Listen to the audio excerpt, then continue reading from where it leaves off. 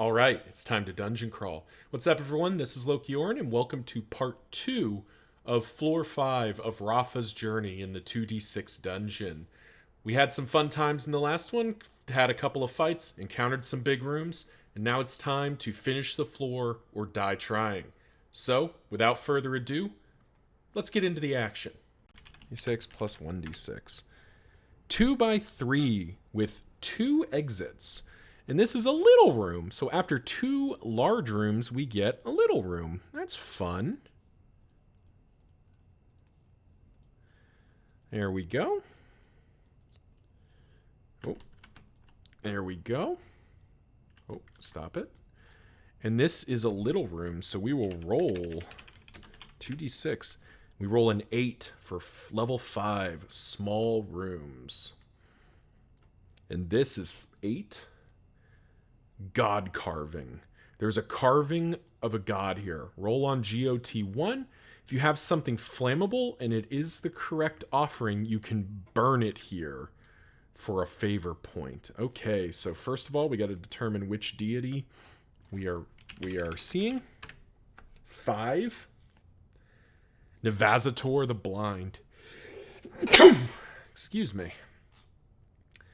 So the god carving is a unique room. So this is god carving, the blind. All right. So do we have something that Navazator wants that is burnable? He likes sticks, cloth, hemp, rope, glass orbs, and sapphire. So we would need sticks, cloth, hemp, or rope. We have sticks of charcoal, which is not the same thing. We don't have any cloth. We don't have any rope. We have nothing. Nothing to offer the blind here. Rahfa will shake his head and remember that this is here as well, just in case we need to come back. But he has nothing to give at the moment. Okay. And immediately, as he heads to the right, he opens up into another massive room. 1, 2, 1, 2, 3, 4, 5, 6. All right. 1, 2, 3, 4, 5, 6. As he opens up into another 6 by 6 room. This one with no exits. So this whole area is now basically cut off. Another large room. We've had 3 large rooms on a single dungeon floor. That's fun. The 6 is the cloister. We've already had it. We have to roll again. 4. The harborage. This room has some armchairs in a corner and a large hemp rug. A red guard rises from one of the chairs and attacks. If you survive, roll on CT3. So a second red guard who was taking a moment to, relax and unwind, draws his weapon, and Rahfa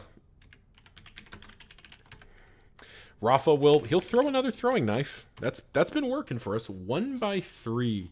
So as Rahfa hefts his mace and charges, he flings out a throwing knife.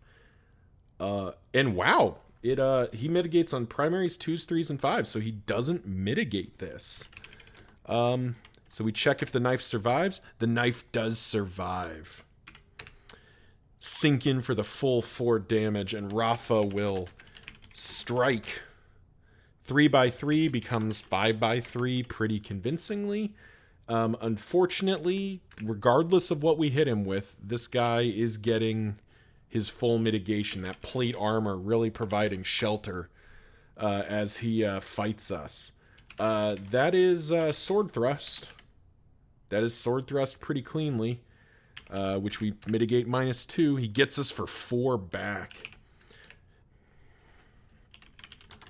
The 2 combatants circle the plate, both sides armed and armored against each other, prepared for this to be a slugging match.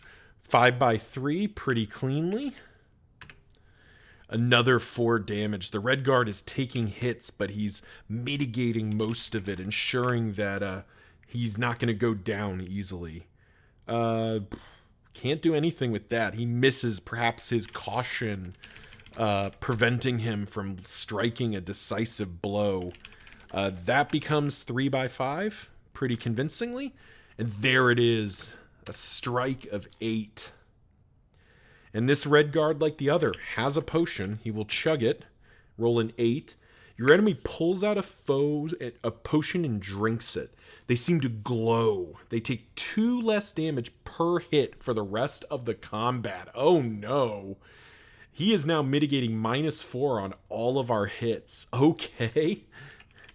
Round 4, shift +1. As Rahfa sees this glow, he hefts his mace and tacks. And even through the mitigation, we deal 7. That is a big roll right there. Put him down into range. The red guard, though, will reply in kind. We are at shift +1, so we are at shift 3, which means he can make sword thrust. He's at shift 3. So he can make sword thrust, and he gets us for 1. Another point of damage. Round 5, shift +2. We strike again, 5 by 3 again. And another 7 damage. -2. Oh, it's Exacxes. We got him with Exacxes. And that means we roll on our creature near death table. At this moment, as he lays dying, he whispers something. 4. Mind the trap. They seem repentant and talk about a stone trap. Add the stone trap quest. So this is a level 4 or level 5 quest. Stone trap. When you encounter a trap that uses stone, avoid with no consequences. So we have a free... Oh, geez. Come on, Loki. Spell right. Still can't spell. There we go. So we have a free get out of jail card on a trap that uses stone. So taking that information, Rahfa will... once again, you kind of have this surge of energy as he gains more power. Slaying these red guards is a sort of an enlightening moment. The red guard are legendary guards, are legendary on the surface for their lethality, and Rahfa, with all of his capabilities, is just carving through them. So we will spend a health paste, one of our 3 health pastes, just to get to max level here. And we are now level 6 with 3,100 XP. What does level 6 get us, you ask? Well, level 6, we had... Our next target is 5,000. We have shift 3, discipline 3, precision 3. So we're 3s across the board here, which is quite nice. Got a long way to go to level 7, but that's a problem for another day. Says Rahfa checks the rest. Oh, I haven't done loot yet. PT2 roll. We check this guy's pockets. There's nothing. It's an empty pouch. I'm not even going to bring up the table. I can tell you right now, a 3 on that table is empty. All right. But we also get, in the harborage, a CT3 roll. This is much more impactful. All right. We want big money, no whammies. 11. Nice. You open the chest and find 4 high-quality gems of the same type sitting on a purple pillow. Roll on GMT1 -2. So we can't get the best ones. All right, so we roll a 1 because you can't roll negative numbers. And I'm going to double check because this is pretty impactful to get this. CT3, we roll an 11. We get 4 high-quality gems. Gem table 1 is pearls. 4 HQ pearls. Probably the least exciting option. But you know what? We've got that high quality garnet from earlier too, so I don't know that we can feel too bad. And this is the so we jump back between our tables here so I can clean this out. The harborage is not unique. We can see this room again. Harborage. Cool. It would have wooden doors, but that doesn't matter because there's nowhere else to go.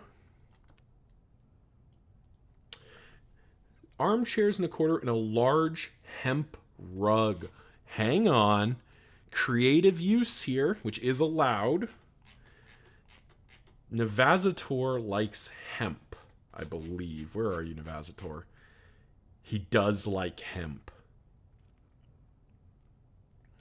All right. And if I remember right, our god carving room, we have to have something flammable and we have to burn it. So we take the hemp rope, or we like cut off a hunk of the hemp rope or the hemp rug. Or maybe just take the whole thing, you know, who knows. Oh. Come on. We take the hempen rug, and using our flint and steel, and some sticks of charcoal and charcoal. We'll say we use 2 of our 4 pieces of charcoal and 2 of our 3 pieces of sticks of, and maybe we'll say we use a feather as well. Just kind of, you know, feather to kind of get a spark going, then the charcoal. We might need some wood though. Yeah, but there's wood in the harborage. There's like wooden tables and stuff. So we quickly, using one of the throwing knives, we hack off some wood to make a fire. And then using the flint and steel, we light it. And with that, we have Navazator the Blind at 6. Maximum favor. And with that, we are now able to call on him and have a guaranteed success on our favor roll. We'll see if we need to. 5 by 6 with 2 exits, you say. All right, let's get back into it. 5 by 6, so 1, 2, 3, 4, 5, 4, 5, 6. 1, 2, 3, 4, 5. Put the exit all the way up there so we're just plenty of room. Not a large room, it's a regular room. And let's encounter it as Rahfa heads into the next room. 4 by 2. 4 by 2, level 5 room. 4 by 2, the effigy hall. To one side is an effigy made of animal limbs, chains, and strips of fur. The floor is slippery.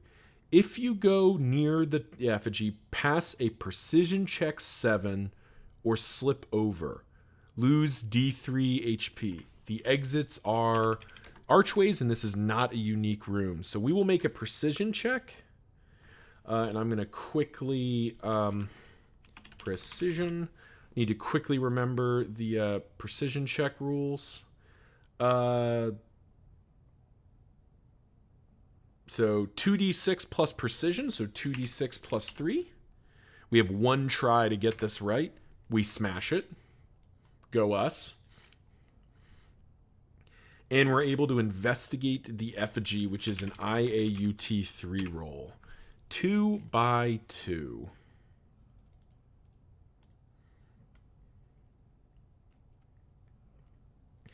Thrown into the corner is a strange box. It has 3 compartments with symbols carved in each. A feather, a hammer, and a ring. Add winged helmet quest. If you place all 3 of these items in the box, they magically transform into a gilded winged helmet worth twice as much as listed. 1 use only. Hang on. A feather, a hammer, and a ring. We have a feather. We don't have a ring. And we don't have a hammer. All right. Interesting quest to get here. Level 5 quest. IAUT 3, 2x2. IAUT 3, 2x2.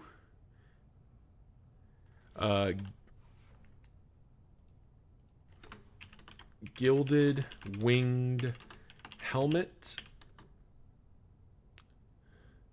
quest.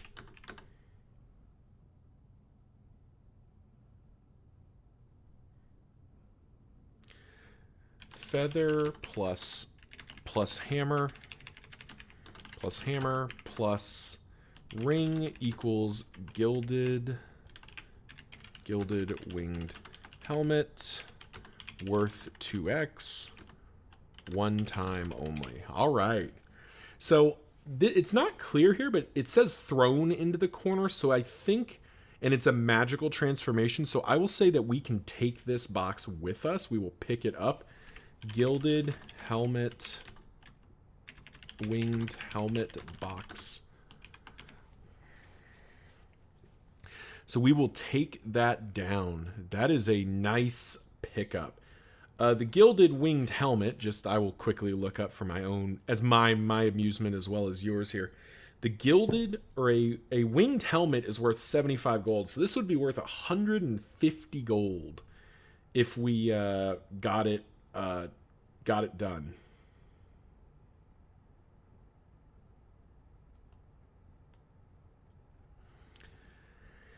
That is quite nice. It isn't the magic item, because gilded in that says gold is tripled. So I think this is only doubled. That's because it's, we're getting it for sort of cheaper. But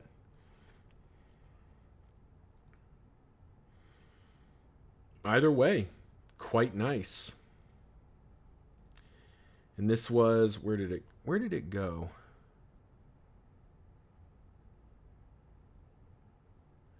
This was 4x2.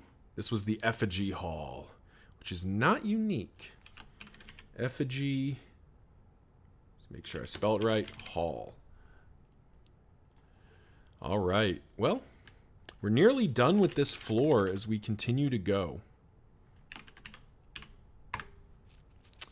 2x3 with no exits. Man, what is with these dead ends? Boop, boop, boop, boop, boop. This has been a very interesting dungeon. So another small room. 3x2 as we head off into another dead end. 3x2 makes 5. This is the ossuary alarm. The walls here, level 5 small rooms, yeah.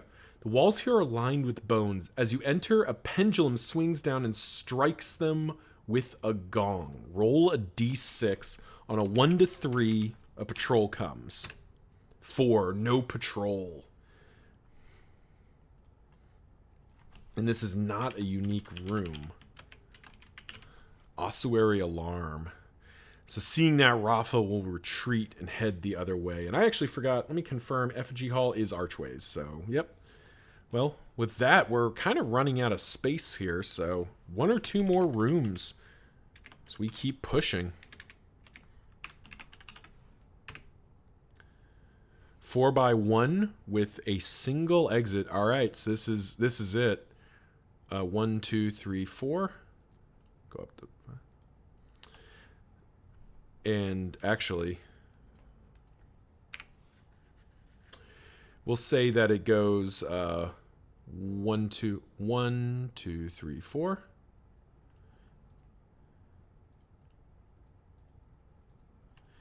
We'll say it goes down here because that's slightly better room, I think. 1x2.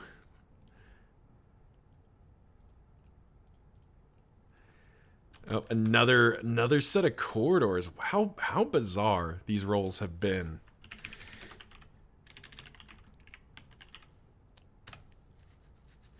Four by 5 with 3 exits. All right.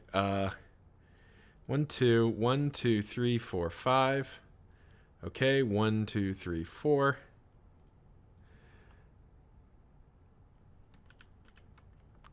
We can fit one more room in here. As we discover there's a secret passage here, which I will quickly... oops. Oh, none of this is on that layer. All right. Oh, no, that's that whole thing. All right, can we just be in agreement that that's there? I don't want to muck with that right now.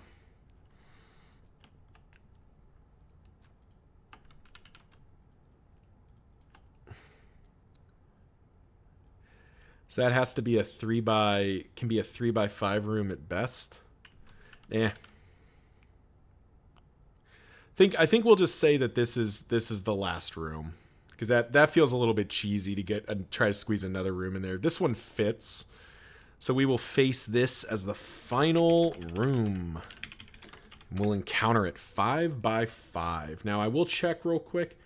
Level 5 does not have a required last room. It doesn't have a boss, but this looks like it's going to be a potential boss fight. The Fire Temple. There's a small freestanding temple carved as if fire runs up its walls. Inside, you see a figure. Someone is praying. Roll a d6. 1 to 3 is a Basel Initiate. On 4 to 6, it's an Old Fang Pillarist. You must fight. And this is a unique room, and this is as good a place as any for a climactic final battle. The Fire Temple. All right, so what are we fighting? We're fighting an Old Fang.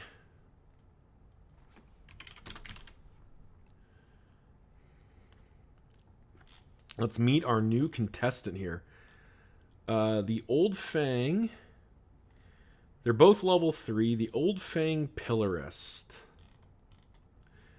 Once Redguard, the Old Fangs have taken on the role of command as time takes its tolls.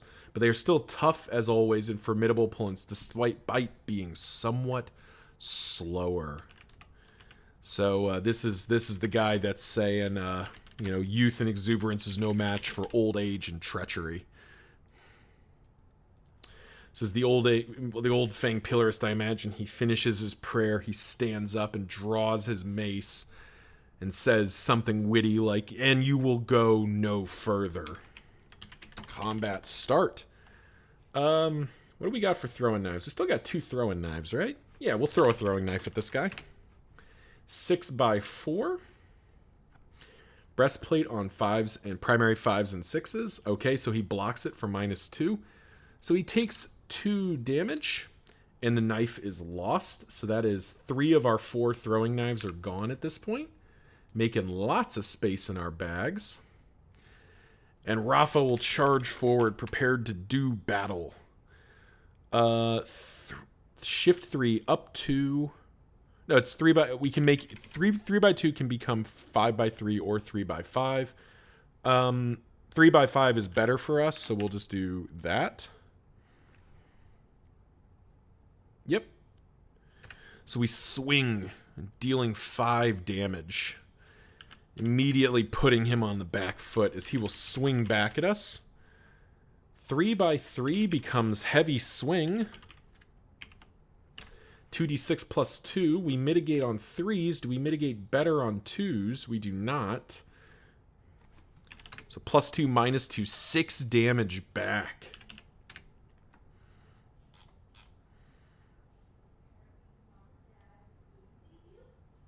All right, and as the first round ends, because this is the final battle of this floor, I'm going to give this guy he's going to have his potion, but he's also going to have an innate power.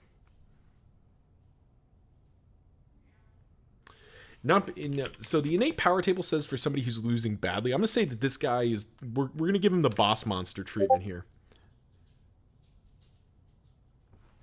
And they gain 10 HP as heals. So as he takes this blow, he seems to radiate energy, and whatever deity he was praying to empowers him. So this is going to be more of a fight. I think Rahfa even kind of says like, "Oh, come on." That was not a good roll for us. All right, round 2. Rahfa strikes. 3 by 5. Nice and clean. 7 damage back, immediately leveling out that damage. But the Old Fang will swing as well. 4 by 1 becomes heavy swing. Gets us for 3. Down to 51. Round 3. Rahfa swings again. 6 by 1 does become 5 by 3, which unfortunately he does mitigate -2 on. But we still hit him for 9. Max damage roll. That was great. All right. At this point, the Old Fang will chug his potion. Oh, that's bad. That's bad for me, I should clarify. Low is bad on these tables. He pulls out his potion and quaffs it, healing up to 20 HP. So he pops this potion and is back to full. And Rahfa just, Rafa's just like, oh, come on! Come on. And as he finishes drinking the potion and throwing it aside, Rahfa just brains him with his mace. So we get to pick the attack here, and because we know he doesn't mitigate on 3 by 5, we'll do that. We'll add our 4 shift to this. So we smack him for 12, basically negating the heal. And he will in turn reply with 5 by 6. This Old Fang Pillarist is more annoying than anything. 5 by 6 becomes Glancing Blow. It's D3 plus 1. Do we mitigate on primary 6s or secondary 5s? Oh, we actually mitigate on both of those things. So -2 still does 2 damage to us, chipping us to 49 as we go to round 5 here. Shift is at +2 as Rahfa swings again. 5 by 5 becomes 3 by 5, no problem. 7 more damage, taking him into range here. That definitely becomes heavy swing, which we mitigate by 2. Another huge hit. This Old Fang, again, that saying, youth and exuberance is no match for old age and treachery. But Rahfa says the thing about that is that youthful vigor still has some use, as he smacks the Old Fang Pillarist down and finishes him off. And we've already gotten our Exaxes kill for this floor, so we will not get another one. And as the Old Fang Pillarist falls, Rahfa claims victory and completes this floor. We get 95 XP, plus a PT 2 roll plus 1, and a pot 2 roll. So we'll do math first, because math is always the place to start for some reason. I could have done that in my head, but, what do I know? All right. PT 2 plus 1. PT 2 plus 1 is 9. Wrapped in a piece of cloth are some Malico leaves and Ilios petals. Very nice. Ilios petals. Just collecting a new crop of herbs.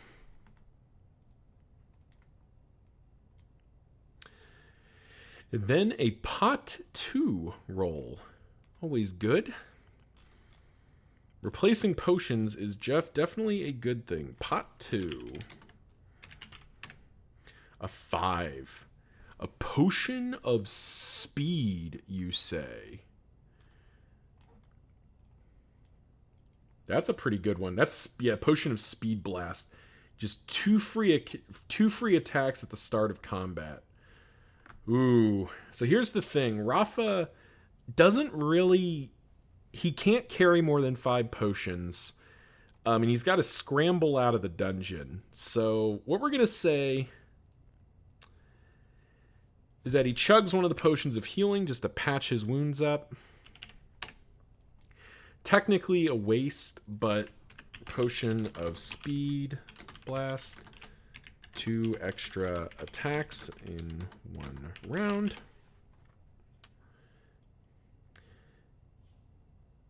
Or plus 2 free attacks at the start of combat. Sorry, at start of combat, because that's probably more useful to us. So Rahfa will chug the potion of healing just to get rid of it. He'll take that potion of speed blast. And with that, we've identified the stairs. We've leveled up to 6, which is always a good start. You do kind of... The progression of this game is probably best if you are hitting the level of the dungeon as you as you start it. And here, just trying to make sure I've got it all. Here, Rahfa will take his journey back through the secret passage, and he'll head to the surface. Because what would an episode be without a town section? So we head back to town. We got quite a lot of stuff to do here.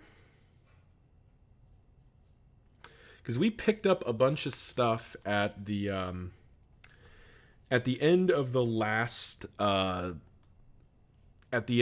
last floor as well. So let me total up our stuff. I'm going to total up all the loot, then I'll do the math off recording just to speed it up, and we'll talk about what we get at the end. So we've got a jerkin, which is 9 gold coins. We have the padded tunic, which I'll confirm, but I'm pretty sure is 10 gold coins. We have large gold urn, 39 gold coins. We have a gold chalice, which is 11 gold coins. And then we have 93 gold coins, 21 silver coins, 4 HQ pearls, and 1 HQ garnet. And quickly getting the value of those gems, value of gems. High quality pearls. High quality pearls are worth 10 GC each, and they do just translate 1-to-1 on their value, so we don't have to stress about that. And 40 GC for the high quality garnet. So that's the loot we have to sell here. I'm going to pull that off my sheet so I don't forget.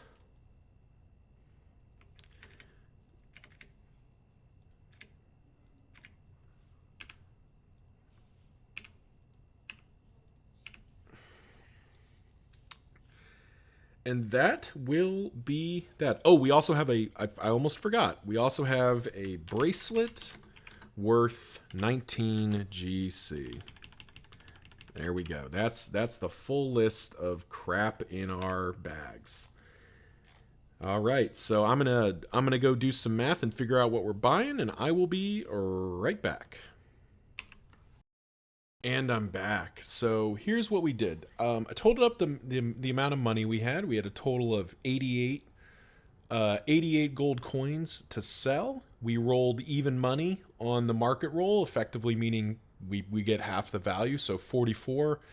Added up all the other money and gems and everything, got to 220.65.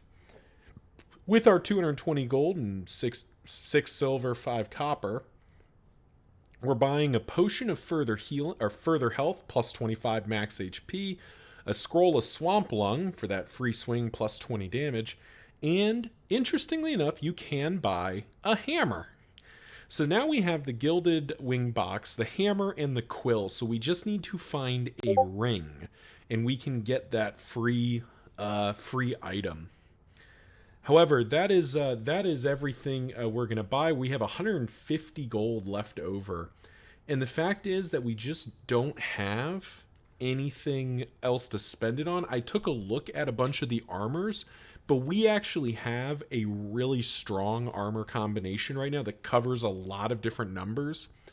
And the upgrades that we can afford would create gaps in our coverage. So, yeah, nothing to do. So we'll go and join the daily arm wrestle. We do add our discipline to this. 7. You manage to win a few rounds before a broad veteran comes up and flips you a gold coin after kicking your ass. Tells you, next time, kid. It's a little bit rude, but, what do I know? And with that, we could pray at the temple. But we're already at 6, so I don't really feel the compulsion to do that since we have Navazator. So instead, we'll go to the tavern, and we drink a little too much. Lose all silver coins. So we lose all 6 silver coins we had, and 2 HP before re-entering the dungeon. So when we pick up next time, Rahfa will be at 58. Starting at 58 HP due to tavern roll. But that will do it for me and for level 5 of this 2d6 dungeon. That was quite a bit of exploration there. Oh, can I buy? I can buy needle and thread. Okay, one last thing. We can buy this in town. Needle and thread costs 5 silver. I'm literally just gonna say Rahfa pays him a gold. Just pays him the gold that guy gave us. So we have needle and thread, which means when we go back to level 5, we backtrack to this hatch, which isn't actually that far.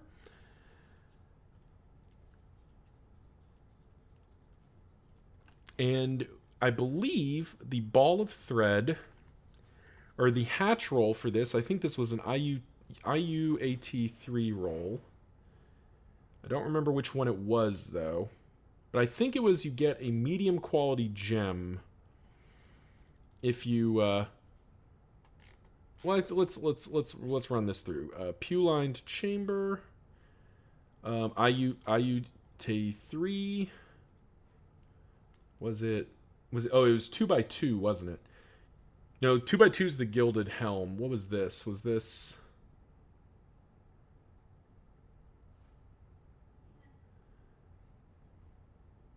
Uh-huh. Where did it go? Made a mistake and I should have written down the... There it is, 4x5. After a search, you find a hatch. Above it is a symbol, SST1. They want a ball of thread. We have a ball of thread now. It closes and opens again, and the place is a random medium quality gem. We roll a 4. It only works once, but we do get, as our reward for remembering that this was here, a medium quality ruby. And that is where we'll start next time. So thank you all for watching and tuning in. Remember to like, comment, subscribe. You all know that drill. Let that YouTube algorithm know I make content that you and people like you like to watch. And we'll see you in the next one.